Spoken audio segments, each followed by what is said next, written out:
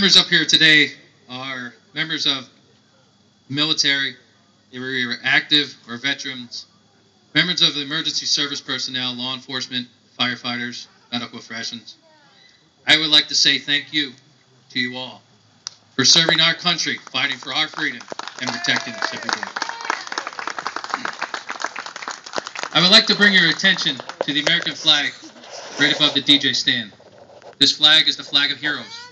Printed on this flag are all the names who perished September 11th, 2001. At this time, would you all allegiance, followed by honoring America with its national anthem. I pledge allegiance to the flag of the United States of America and to the republic for which it stands, one nation, under God, indivisible, with liberty and justice for all.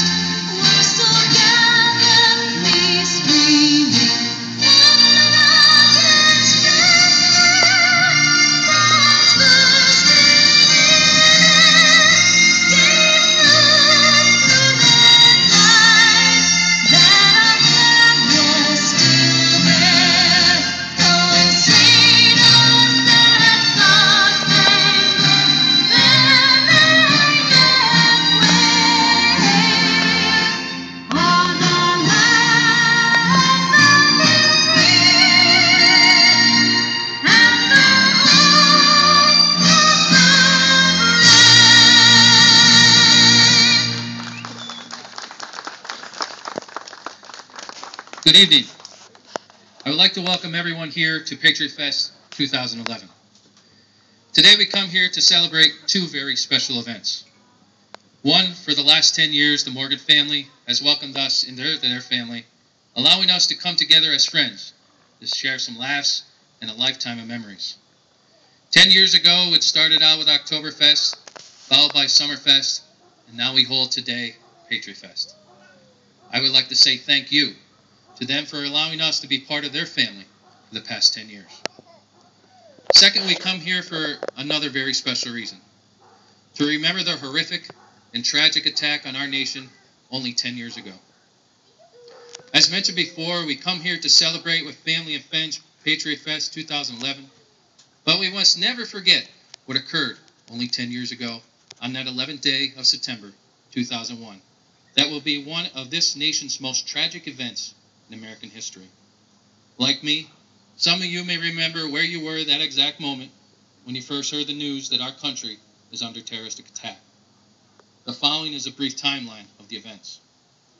On that 11th day at 0846 hours, American Airlines Flight 11, a Boeing 767 out of Boston to Los Angeles, was commandeered and crashed into the North Tower of the World Trade Center, tearing a gaping hole in the building and setting in a fire.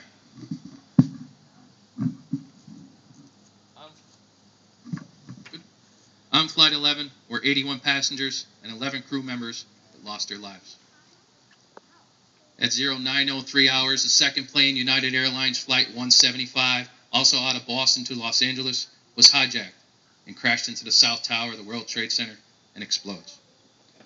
On board Flight 175 were 56 passengers and 9 crew members that lost their lives. At 0943 hours, American Airlines Flight 77 out of Dulles International Airport to Los Angeles was commandeered and crashed into the Pentagon, sending a huge plume of smoke. 30 casualties were reported at the Pentagon. On Flight 77, 58 passengers and crew members that lost their lives. The South Tower of the World Trade Center began its initial collapse at 0959 hours as the first portion of the tower above the crash zone began to tilt southeast, while the first explosions of dust began at the crash zone. Then at about 2.5 seconds later, the top began to fall and its rotation decelerated. At about the 6.5 second mark, the top was completely swallowed up by a huge growing dust cloud. At 10:28 hours, the North Tower of the World Trade Center collapsed from the top as it was being peeled apart, releasing a tremendous cloud of debris and smoke. At 11:46 hours, United Flight 93, en route from Newark, New Jersey to San Francisco, California, crashed 70 miles southeast of Pittsburgh in Shanksville, Pennsylvania. On board Flight 93 were 37 passengers and 7 crew members that lost their lives. Once that first plane hit that World Trade Center, hundreds of brave firefighters, police, and medical personnel responded to the scene as part of their duties to help all those victims trapped in the towers and hopefully bringing them to safety. But little did they know that before they went into work this morning and said their goodbyes or see you later to their wives or children, that they would go to work and respond to their last emergency call. On that day, we lost 2,819 innocent Americans, along with 343 New York firefighters, 23 New York police officers, and 37 Port Authority officers. On the 22nd day of September 2001, the Commander-in-Chief, President George W. Bush, declared war on Afghanistan, and on the 20th day of March 2003, declared war on Iraq. During this war on terror with Iraq and Afghanistan, to date, there are 6,207 casualties, 41,228 wounded, making it a total of 47,428 of our brave and courageous soldiers who lost their life or wounded fighting this war on terror. Of those killed during Operation Iraqi Freedom and Operation Enduring Freedom, 274 of them were from Pennsylvania. The following 7 were from Scranton and Lackawanna County. Operation Iraqi Freedom, 28 September 2005, Sergeant First Class George Puglisi, United States Army, Carbondale. 09 March 2007, Lance Corporal Dennis J. Veeder, United States Marine Corps, Jessup. 21 April 2007, Staff Sergeant Stephen R. Tudor, United States Army, Dunmore. During Operation Enduring Freedom, 29 August 2007, Sergeant Jan Arganish, United States Army, Peckville. 17 August 2008, Private First Class Jonathan Lucier, United States Army National Guard, Scranton. 18 February 2010, Lance Corporal Larry Johnson, United States Marine Corps, Scranton. 31 July 2011, Staff Sergeant Patrick Dolphin, United States Marine Corps, Moscow, who just 1 month ago today came to his final resting place just a block away. On the 31st day of August 2010, the Commander-in-Chief, President Obama, formally declared the end of this combat mission in Iraq, bringing home all the combat troops. 50,000 troops will stay to advise and to assist Iraqi security forces in Operation New Dawn. President Obama, with all due respect, it's been long enough. It's time to bring our entire brave troops home on U.S. soil. With the 10th anniversary upon us, we must continue to stay vigilant, not only in our bigger cities such as New York City and Washington, D.C., but here in our hometown. As said by the New York City Mayor, if you see something, say something. Thank you, and God bless America.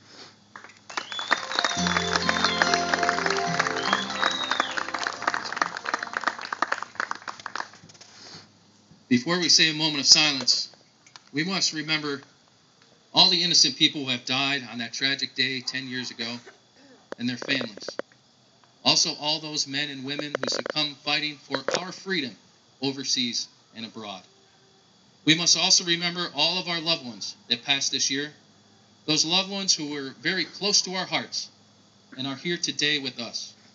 Those being Vince Hopkins, Hank Diley, and Delbert Hearn. Now, a moment of silence.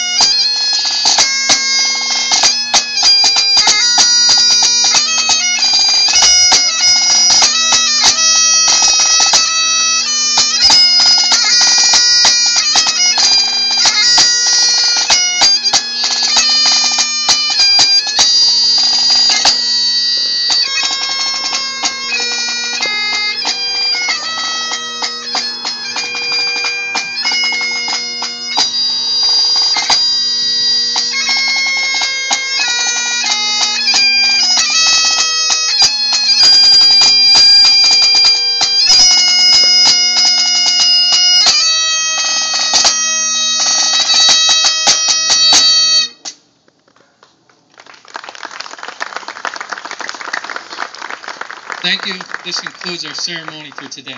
Please help yourself to some refreshments and some food. Thank you.